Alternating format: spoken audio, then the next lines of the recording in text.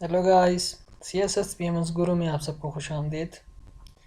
आज हम एक और इम्पोर्टेंट टॉपिक के बारे में बात करेंगे।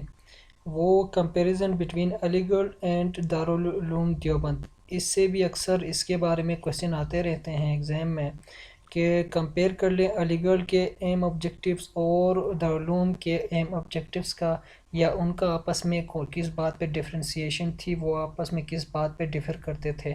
तो आज हम इसको देखने की कोशिश करेंगे कंपैरिजन अलीगढ़ और देवबंद का। पहले जो थे वो no difference at the beginning of 9 years, both had same objective of education system. ठीक है, उनका आपस में कोई डिफरेंस नहीं था। दोनों जो थे उनके एक ऑब्जेक्टिव जो थी वो एजुकेशन सिस्टम थी। ठीक है, पहला पॉइंट। दूसरा point, work for Muslims education, economic, social and religious welfare. दोनों जो थे उन्होंने मुस्लिम के इकोनॉमी के लिए, उनके एजुकेशन के लिए, उनके सोशल और रिलीजियस वेलफेयर के लिए काम किया था। ठीक है, ये भी दूसरा पॉइंट था। मतलब पहले में दोनों कोई डिफरेंस नहीं थी, दूसरे में भी कोई डिफरेंस नहीं थी। यहाँ तक उनका कोई डिफरेंस नहीं था। जो पहले जो 9 साल का उन्होंने एक साथ जो काम करते थे, दोनों एजुकेशन सिस्टम के ऊपर काम करते थे, दोनों इकनॉमिक के ऊपर काम करते थे, सोशल उनकी एक मुसलमानों की हालत थी वो उसी बेहतरी पे काम करते, उनके रिलीजियस वेलफेयर के लिए काम करते थे। वो एक 9 साल तक था। लेकिन उसके बाद फिर उनके बीच जो जो डिफरेंसेस थे, जो मोटिव्स थे, वो ये थे कि एक अलीगढ़ जो था वो कह रहा था कि based on reconciliation with British, कि ब्रिटिश के साथ एक साथ मिलके काम करना चाहिए। लेकिन देवबंद जो चाहते थे वो कहते थे कि हमें ब्रिटिश के साथ मिलके काम नहीं करना, और ब्रिटिश के वो ख़िलाफ़ थे। ठीक है, ये एक उनका डिफरेंस था मेन, ये नोट कर लें। दूसरा जो अलीगढ़ चाहते थे वो ये थे कि आप अलूफनेस हासिल कर लें पॉलिटिक्स से। पहले भी हमने ये डिस्कस कर लिया है, जो सर सैयद के जो लेक्चर थे उसमें हमने ये बात कवर कर लिया है कि ये चाहते थे, अलीगढ़ चाहते थे या सर सैयद अहमद ख़ान चाहते थे कि आप पॉलिटिक्स से फ़िलहाल दूर रहें, क्योंकि अभी आपको मॉडर्न लैंग्वेज का पता नहीं है, अभी आपको मॉडर्न एजुकेशन का पता नहीं है, आप फिर अपने ग्रेवेंसेस किस तरह आप फर्दर ब्रिटिश तक पहुंचाएंगे, इसलिए आप पॉलिटिक्स से ख़ुद को दूर रखें। ये बात अलीगढ़ वाले कहते थे।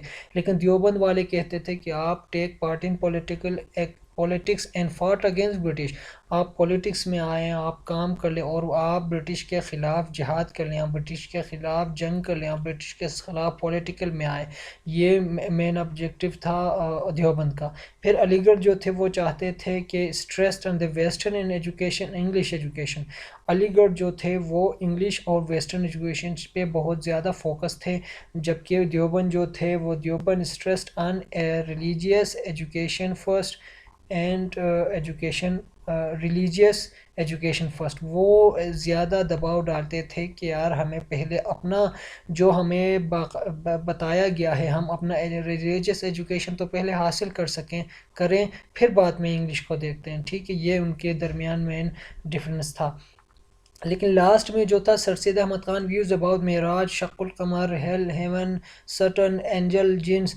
सर सैयद अहमद ख़ान ने जो बात की थी, जो उन्होंने कुरान के ऊपर जो तफसीर उन्होंने लिखा था, उसमें उन्होंने फिर मेराज के बारे में उन्होंने जो बात की थी कि हुज़ूर सल्लल्लाहु अलैहि वसल्लम जो थे वो फ़िज़िकल मेराज का जो वाक़या था वो फ़िज़िकल नहीं था, बल्कि वो स्पिरिचुअल था। फ़िज़िकल वो अपने पेट में ही था। इस तरह फिर शक्ल कमर का उन्होंने जो बात की थी कि जो एक चाँद था, जो मीना में जो चाँद की जो शक्ल कमर का जो वाक़या आया था, वो चाँद अलहदा नहीं हुआ था, बल्कि वो उसमें एक लाइन आई थी। और फिर जो जन्नत और जहन्नम के बारे में उसका जो कहना, और फिर शैतान, एंजल, जिन, उसके बारे में मुख्तलिफ राय थे।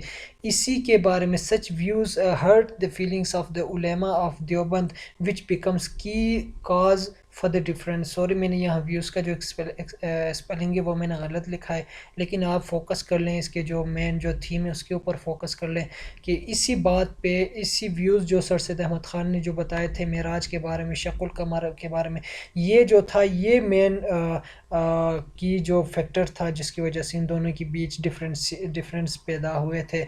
और यहाँ तक कि उन्होंने जो देवबंद के जो उलमा थे उन्होंने फितवा भी जारी दिया था कि वो मुर्तद हो गए हैं, वो कुफर पे चले गए हैं।